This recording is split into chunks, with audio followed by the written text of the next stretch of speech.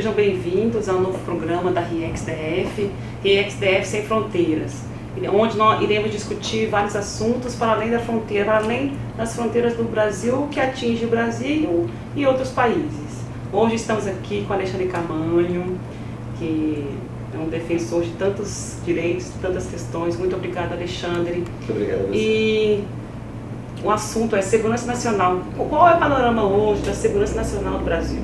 De fronteiras, né? A segurança de fronteiras. Que a gente está aqui no Brasil, no meio, então, gente, qual é essa visão?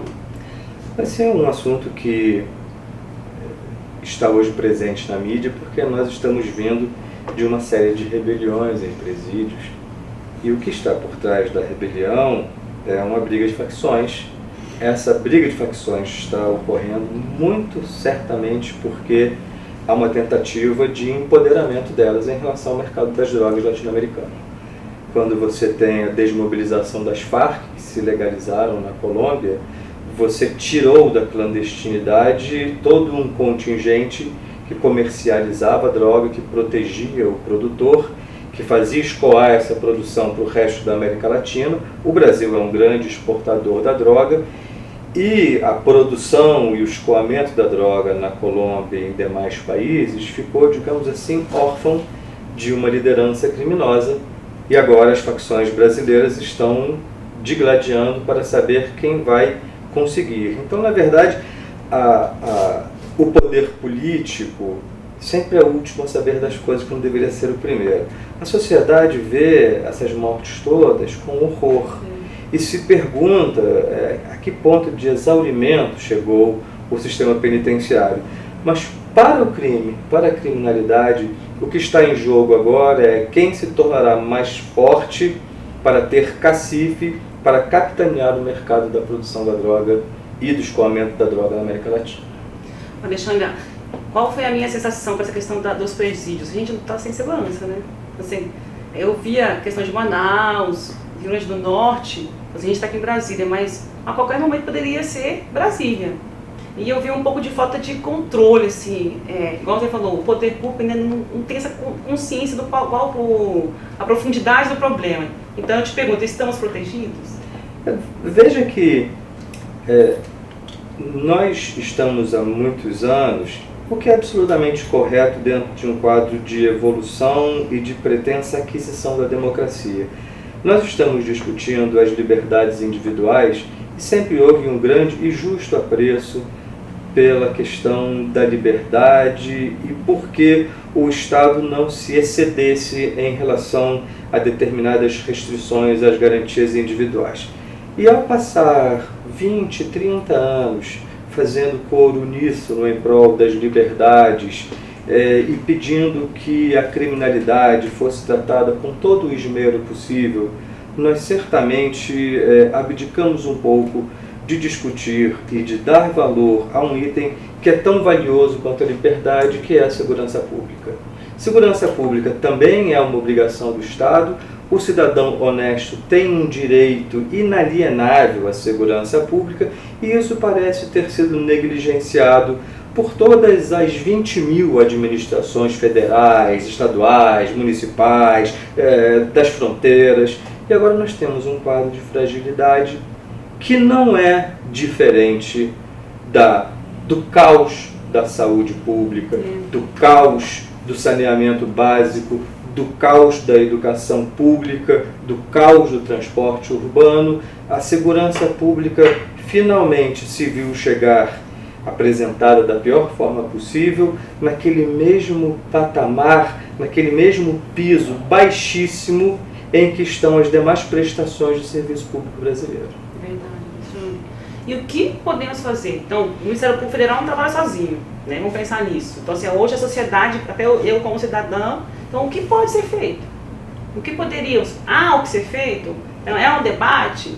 Vai durar 10 anos, 20 anos? Conseguiríamos, igual a questão da saúde, educação, a gente conseguirá alcançar um patamar pelo menos normal de dignidade humana? Então, veja que essa é uma discussão tardia, a qual nós fomos agora duramente apresentados. Eu acho que há uma gravidade nesse assunto, que é a circunstância de que, infelizmente, o cidadão médio olha o caso das penitenciárias como um problema do muro para dentro. Ou seja, no fim, o cidadão assiste aquilo pela televisão, vê as facções se matando e não deixa de pensar muitas vezes que aquilo é um problema de ajuste de contas e que mal algum faz à sociedade, como se nós estivéssemos momentaneamente abrindo mão da percepção de que a cidadania é algo por inteiro e que ali, apesar do cometimento do crime, há pessoas que também fruem da cidadania e que deveriam fruir, acima de tudo, da ideia da execução criminal, que é basicamente uma ideia calcada, sim, na segregação, sim, na punição, mas também na reabilitação. E nós temos hoje um sistema penitenciário que simplesmente abdicou inteiramente desse quesito que é tão importante e que, no fim, é um quesito também de incremento de segurança pública, porque o criminoso cumpre a pena e ele sairá reabilitado e pronto para compor uma sociedade melhor, mais justa, que o acolha porque ele foi capacitado, ou vai recebê-lo com aquele virtual pânico de ele ter participado de uma escola de aprimoramento de crime. Esse é o primeiro ponto. O primeiro ponto é você ter um aprimoramento da execução criminal, legislativo e de execução, que dê a essas pessoas uma perspectiva de cidadania, que dê à pessoa de fora a perspectiva de que vai receber alguém que sim cometeu um erro, mas que teve a possibilidade de se reabilitar, com direitos humanos, com determinadas garantias. E isso significa, evidentemente, um orçamento próprio para isso, uma atenção específica, políticas públicas que não neguem a verdade de que você tem centenas de milhares de mandados por ser cumpridos, assim como você tem centenas ou dezenas de milhares de presos provisórios que já estão ali para além do cumprimento da pena. Então é uma dupla injustiça. Pessoas que não deveriam estar mais presas estão ali. Pessoas que deveriam estar presas não podem entrar porque o sistema está lotado. Esse é um primeiro ponto. O segundo ponto é a seriedade com que você trata o assunto. Um sistema penitenciário em que quem tem o mando da situação é uma ou outra facção é um sistema penitenciário falido. O sistema penitenciário que nós precisamos é aquele em que o Estado diga o que fazer e tome medidas justas, mas enérgicas, para que o crime não prospere ali dentro e não mande ali dentro também. E é uma série de possibilidades em relação a isso. Isso significa orçamento, isso significa políticas públicas federais, estaduais, municipais, fronteira, atenção nas fronteiras, porque, como eu digo, não é um problema de um não gostar do outro, é um problema em que ambas estão se confrontando para se empoderarem no âmbito da criminalidade, e o que está por trás disso é uma coisa chamada droga. A droga entra pelos 17 mil quilômetros de fronteira seca que nós temos. Onde está a vigilância em relação à fronteira? A quem ela compete? Nós temos uma polícia de fronteiras, que é a Polícia Federal, que não tem quadros suficientes para isso.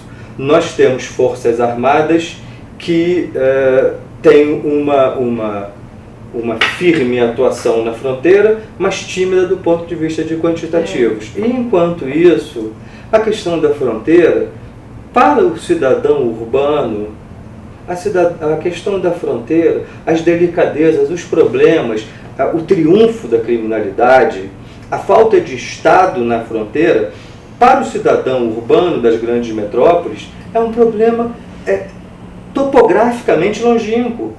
Sim, a fronteira não me diz respeito, eu moro em Brasília, eu moro no Rio de Janeiro. E de onde vem essa droga? De onde vem a droga? De onde vem a droga que abastece esses largos mercados consumidores que são as grandes cidades e as pequenas cidades brasileiras? Então, tudo isso está interligado. Num país de crise de economia, essas questões econômicas são um motor para a criminalidade. Este ano nós vamos ter mais criminalidade.